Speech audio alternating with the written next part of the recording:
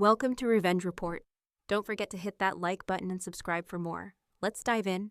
I knew something was off the second my dad took the mic. He never missed a chance to embarrass me in front of a room full of men with titles. "This is my daughter," he said, grinning like he just told a joke. "She's just here to help with the paperwork."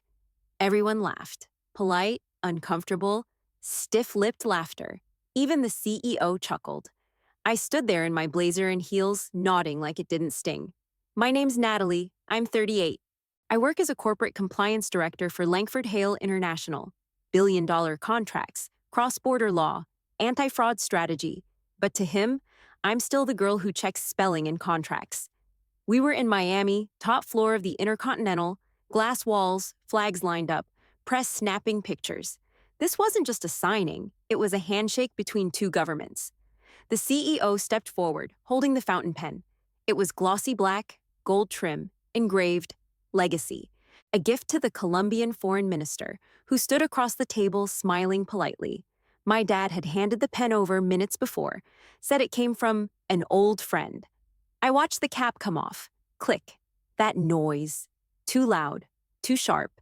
Then I felt the weight shift when it hit the table. I'd handled enough ceremonial pens to know this one wasn't right. I dropped my folder, bent down like I was picking up a page, slid beside the CEO and whispered low and fast, "No ferme. As an arma don't sign, it's a weapon." He froze, eyes on me, didn't speak, just slowly set the pen down. Quick note, before listening, share which city or country you're watching from. 10 seconds later, the conference doors flew open. Black suits flooded in, guns drawn, comms crackling. It was my husband's crisis response team. He ran point.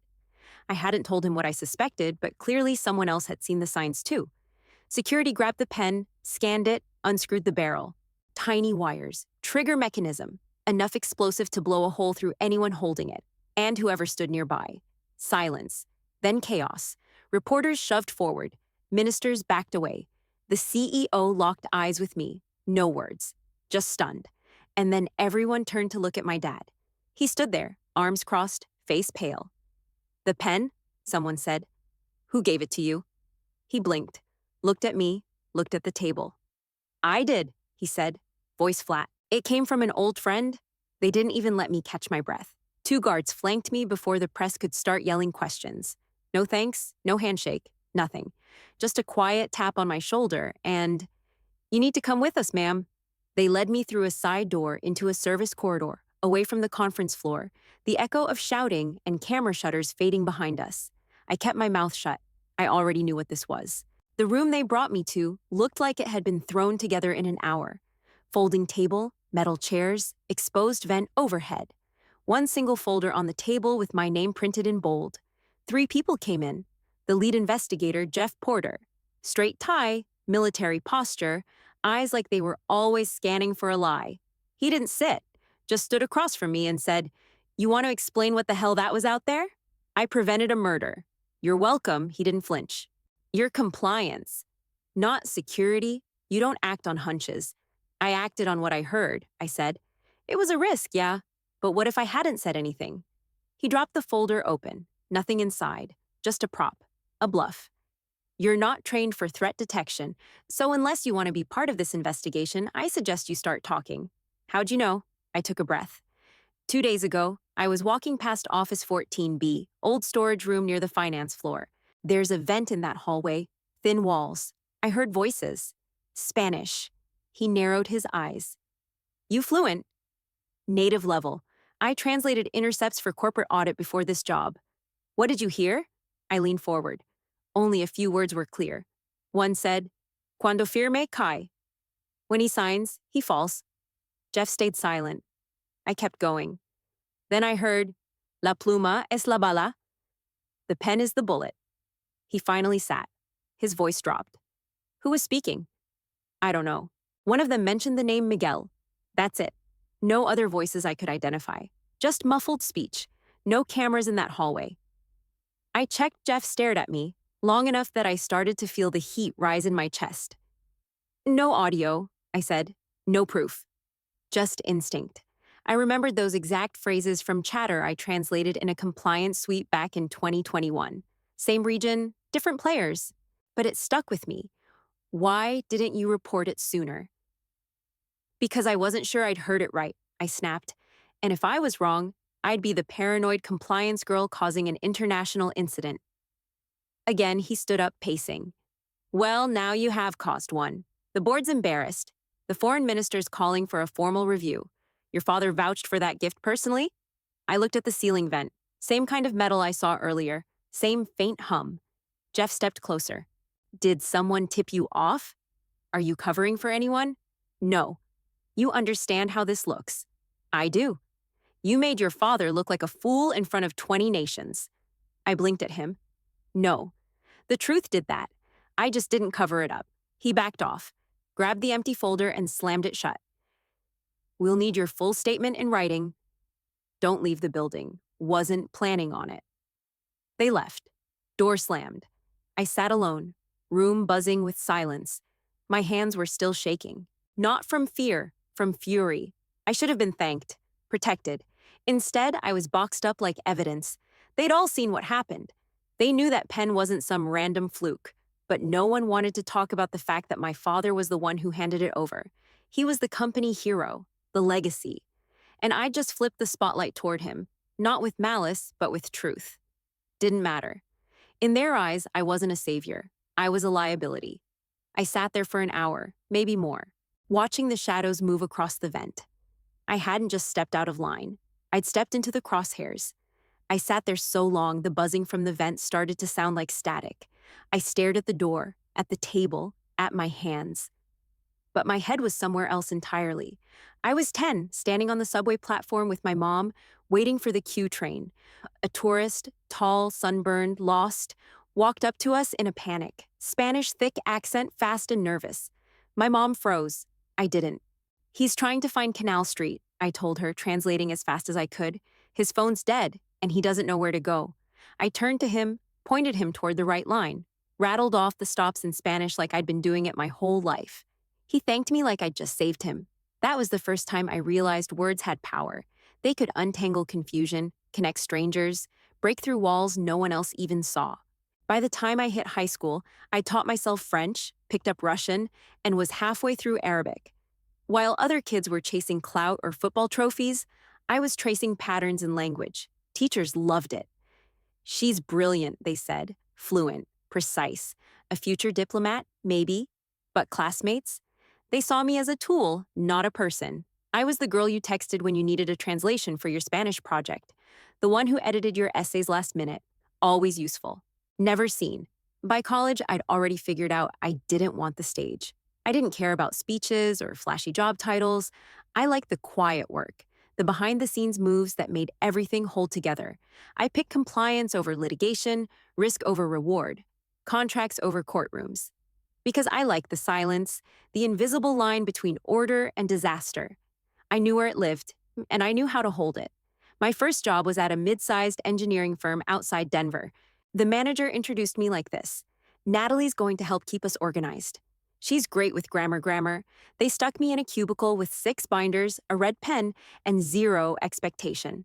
But by month 2, I'd flagged a subcontractor clause that violated 3 federal codes. By month 4, I caught a fake invoice scheme that would have cost the company over $200,000. I never made a big deal about it. Didn't need a plaque. I just wanted the machine to keep running clean. That became my thing. Showing up, cleaning messes, preventing problems. Quietly. After a while, the smart ones started to notice. The lawyers called when things didn't add up. The board asked me to sit in on risk reviews. But the credit always went elsewhere. Didn't matter. I knew what I was doing. Everyone respected it, except my father. To him, it was all just background noise. You need to stop hiding behind a desk, he told me once. Play offense, not defense. I remember laughing. Someone's got to patch the holes in the field. He shook his head like I didn't get it, like I'd missed some secret. What he cared about were the moments with applause, ribbon cuttings, keynotes, boardroom speeches, deals that had a photo op and a champagne toast. I spent years thinking maybe he was right, that maybe I was small-minded, settling. But then I watched a $100 million merger almost collapse over a misfiled document I caught. Watched a bribery chain unravel because I questioned one signature out of hundreds. And still, all he could say was, "That's your job, right?" making sure the grammar's right. I used to bite my tongue, but each time it chipped something away. I didn't want to be seen anymore. I just wanted to win quietly, even if no one clapped, even if my own father never saw it as real work. Because deep down, I knew something he didn't. Deals don't fall apart in public. They rot in silence, in corners, in missed commas, soft whispers, overlooked numbers. That was my battlefield, and I fought like hell to keep it clean. The moment I stepped out of that interrogation room, I saw them approaching him. Two investigators, suits tight, expressions locked in. He stood near the lobby windows, arms folded, jaw tense. For once, no one was talking to him. No one was laughing or clapping or shaking his hand. "Mr. Redmond?" one of them asked. "We need a word. It's about the ceremonial pen you delivered today." He blinked, slow and hard. "What about it?" "We traced the device directly to the object in question. It was disguised inside the pen you personally handed to the CEO. His hands twitched at his sides, but he didn't flinch. "I didn't make the damn pen," he said. They didn't react, just kept their tone even. "Where did you receive it?" "Who gave it to you?" "We'll need to document the full chain of custody." He looked over their shoulders. Saw me standing there. Our eyes met. His voice dropped. "Natalie, did you know?" My throat tightened. I walked up, not fast, not slow. Steady. "I suspected," I said. "2 days ago, I overheard something." He frowned. "Why didn't you say anything?" I kept my voice low. "Because you never listen." The air cracked a little around us. He opened his mouth and then closed it again. No defense, no comeback, just silence. For the first time I could remember, he didn't try to explain himself. The investigator stepped in. "We'll continue this in interview room B. Sir, this way." He didn't argue, just nodded, like a man who already knew the ground had shifted. As they walked him past me, he paused for half a second, didn't speak, didn't look away. And then he was gone. The lobby emptied out behind him. I stood there, suddenly aware of how quiet the whole floor had become. No clapping, no press, no handshakes, just the faint buzz of elevators and the echo of my own breath. I should have felt vindicated. Instead, I felt like something had cracked inside me and drained out. All my life, he'd told me to be louder, bolder, bigger. All I'd ever wanted was for him to hear me, without shouting. And the first time he did was when it was already too late. I didn't cry. I didn't move. I just stood there, letting that mix of grief and relief sink in. I had finally said it, because you never listen. They kept him for 3 hours. When the door finally opened, he didn't look at me, just walked right past like a man pulling his own shadow behind him. Later that night, I found him in one of the small briefing rooms near legal ops. Lights off, jacket off, sleeves rolled up like he'd been working, but nothing was on the desk. Just a bottle of water, half full. He didn't say anything when I stepped in, just nodded once and motioned to the seat across from him. "I'm cleared," he said after a long pause. "Not a suspect." Not officially, I sat down. "But you gave him the pen?" His jaw flexed. "Yeah." I waited. Let the silence do the pushing. He finally spoke again. "It was Miguel. The guy who gave me that pen. He's not a stranger." I frowned. That name again. "Miguel who?" "I don't even know his full name anymore," he said. "Back in '08, I was doing contract oversight down in La Guajira. Roads were being built through cartel territory. Bad intel, bad timing. We got ambushed." His voice dropped, heavier than I'd ever heard it. 2 vehicles blown out. I was in the third. Miguel dragged me out of the wreckage while rounds were flying past us. I was unconscious. He saved my life. No debate about that. I sat still. Let it land. I never saw him again," he continued. "Word was he died later that year. Then out of nowhere, he shows up a few months ago. Older, scarred up, half limping, but same damn voice. Walked into my hotel lobby in Bogota, like no time had passed. My mouth went dry. He looked up at me. He gave me the pen, said it was a token of gratitude, told me it came from a private artisan in Medellin. I didn't ask questions. "Why not?" I asked. "You taught me to verify everything." His eyes locked on mine. "Because it was Miguel." That answer hit hard, not because it made sense, but because I understood it too well. "You trusted him." I owed him. I leaned forward. "So you ignored protocol, skipped screening, didn't flag it with security?" He sighed. "I didn't think I had to." It was sentimental, a thank you, not a threat. And you just handed it off to the CEO thinking, what? It'd make a good story later? His voice cracked. I thought it was safe. I didn't soften. You let sentiment overrule judgment. He looked down. For a second, I saw something rare in him. Shame. But then it shifted. His tone sharpened. So what? You think I'm a fool now? No, I said. I think you're human. He blinked. But blind loyalty, I added. That's dangerous. Doesn't matter how noble it feels. It gets people killed. His knuckles tapped the table. Slow, once, twice. He didn't argue, didn't agree either. I didn't think he'd lie to me, he said quietly. Not after what we lived through. I stood up. People change. Motives shift. Gratitude doesn't last forever. He looked up at me, tired. I thought I owed him. Maybe you did, I said, but now you owe the truth more. I didn't wait for a response. I walked out and left him there, sitting in the dark, finally facing the one thing he'd always avoided. Not an enemy, not failure, just the weight of being wrong. The next morning, I didn't ask for permission. I demanded it. I walked straight into security oversight with my badge clipped high and my tone clipped higher. I want access to the Miguel debrief recordings. The tech at the desk looked up, confused. That's above compliance. Not today, I said. I flagged the threat. I stopped the signing. I'm not sitting on the sidelines while you all try to clean up without understanding what actually happened. He hesitated, then buzzed for a supervisor. 10 minutes later, I was in a cold viewing room, lights dimmed, screen already queued.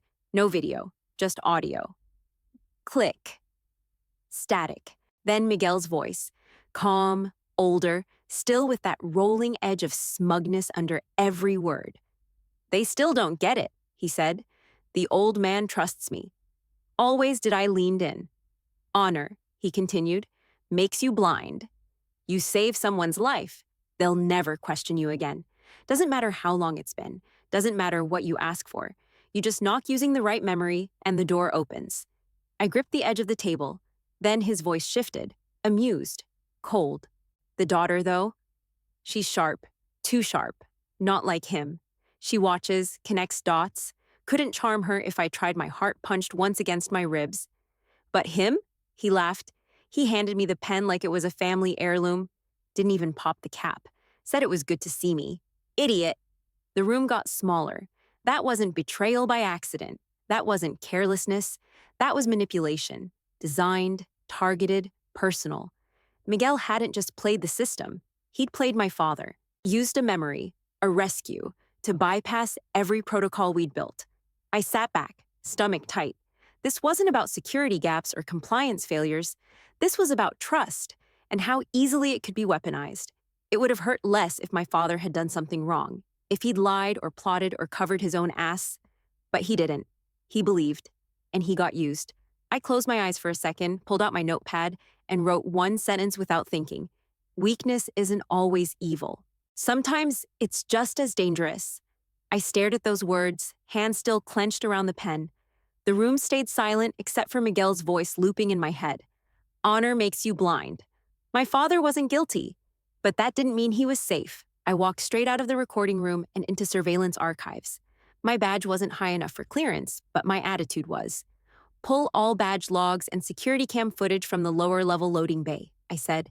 Start 3 days before the signing. Look for Miguel. The tech glanced at my clearance level, hesitated. Why? Because this isn't over. And if I'm right, you'll want a paper trail before the council asks for one. 2 hours later, I had it. Grainy footage, time-stamped. Miguel wearing a security badge, no escort. Walking past 2 unmanned checkpoints with a small case in hand. Badge ID matched my father's clearance tree, not forged, issued, authorized. I made 3 copies and forwarded one to legal control, one to internal security, and kept one for the room that mattered most. The council sat on the 19th floor. Long table, curved screen wall, polished glass that looked expensive enough to catch fire if you stared too hard. 8 officers, 3 attorneys, 1 ethics advisor. I walked in alone. No lawyer, no handler, just truth and the proof to back it up. They didn't waste time. The chairman looked up as I laid the USB on the table. Miss Redmond, he said, we understand you've come with evidence. Yes, I said. And context. I clicked the remote.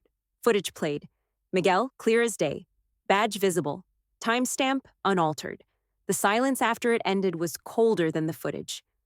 Was your father complicit? One officer asked. No, I said clear and hard. He trusted the wrong man. And now he needs a chance to make it right. Another council member leaned back. You're saying he had no knowledge of the payload inside the pen? I'm saying he acted out of loyalty, not deception, and that got exploited. The room split down in visible lines, some faces tight with doubt, others slowly nodding. The chairman folded his hands. We've reviewed your statement. Your conduct was irregular but effective. You likely saved lives. Why defend someone who endangered them? Because his failure wasn't criminal, I said. It was human. And that's not the same thing they let that hang. No more questions, no motion to remove me, no pat on the back either, just silence. But this time, I could feel it shift. Not suspicion, not condescension. Respect. Afterward, I found him outside on the plaza. Jacket off, sleeves rolled, same look as before, like something inside him hadn't stopped falling. He didn't notice me at first, just stared out past the fountains, like they were talking back. You knew before I did, he said finally, without turning. I stepped beside him. I needed you to trust me. He didn't argue, didn't brush it off with a joke or a sigh. He just stood there, shoulders slumped like he finally understood the cost of pretending he always had the answers. The next morning, he stood in front of the disciplinary panel with a stack of papers he didn't read from. He didn't bother with opening remarks, didn't waste anyone's time trying to spin the story. My name is Thomas Redmond, he said, steady but worn. I authorized a security badge for an individual named Miguel, a former contact I once trusted with my life. That trust overrode my judgment, and because of that, a weapon made it into a protected environment under my name. The room stayed still. I didn't check the package. I didn't escalate it. I made a decision based on sentiment, not protocol. That was my failure. His voice didn't crack, but I could feel every word weighing him down. He looked directly at the ethics lead. There's no excuse. And I won't insult this process by pretending there is. No one spoke, not even the legal rep. And then he paused, just for a second, like he might end it there. But he didn't. There's one reason this didn't end in blood, he added. My daughter, Natalie Redmond. She saw what I didn't. She stopped the signing. She stopped the threat heads turned toward me. She acted with instinct, discipline, and guts I didn't show, he said. And I'm not proud to say that. But I am proud she works here. The oxygen in the room shifted. No nods, no murmurs. Just a hard, unexpected silence. Because this was a man who never admitted fault, never gave credit unless someone ripped it out of him. And now he was doing both.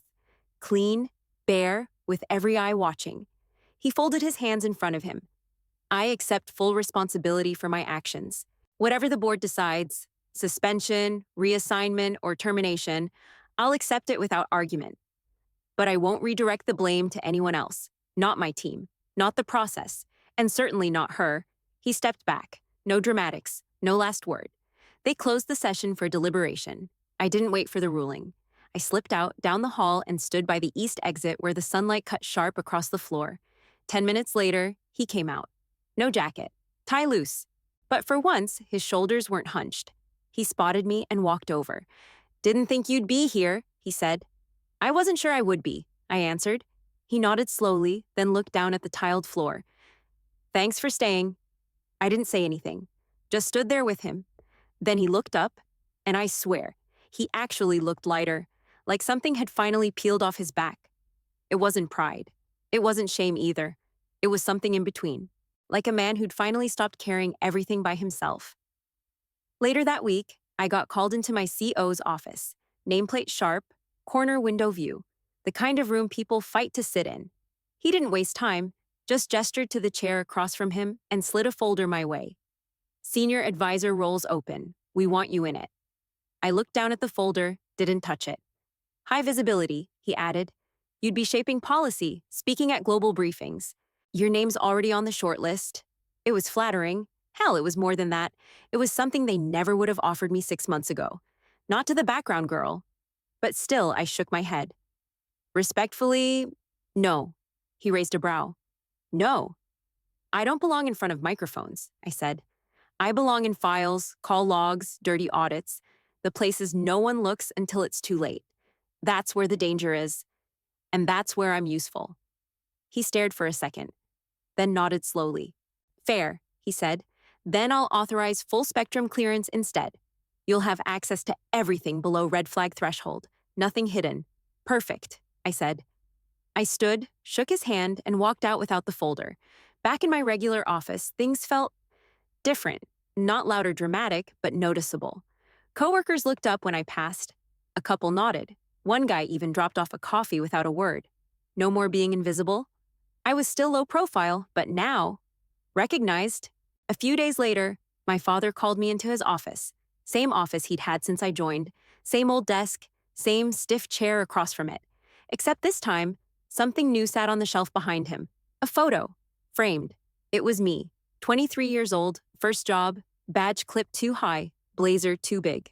I remembered the day. My feet were blistered from wearing heels that didn't fit. He followed my eyes, then reached into a drawer, pulled something out. My old ID badge. Faded, cracked at the edges. I kept this, he said. Didn't know why at the time. Figured maybe I'd toss it eventually. I never did. He slid it into a matching frame, set it next to the photo. I was wrong, he said. I looked at him, unsure what to say. I made you think you didn't belong in this world? That you had to prove something louder, flashier, just to be worth hearing. But you were always right where you needed to be. He tapped the badge. You held the line. For me too. I didn't cry. I didn't need to. He'd finally said the one thing I'd waited my whole career to hear, and this time, I knew he meant it. The next morning, I was sitting across from my husband at a diner off Collins. Same booth we always took. Corner seat, back to the wall. He sipped his coffee, gave me that look he saves for when he knows I'm overthinking. You didn't just stop a bombing, he said. You saved your dad's dignity.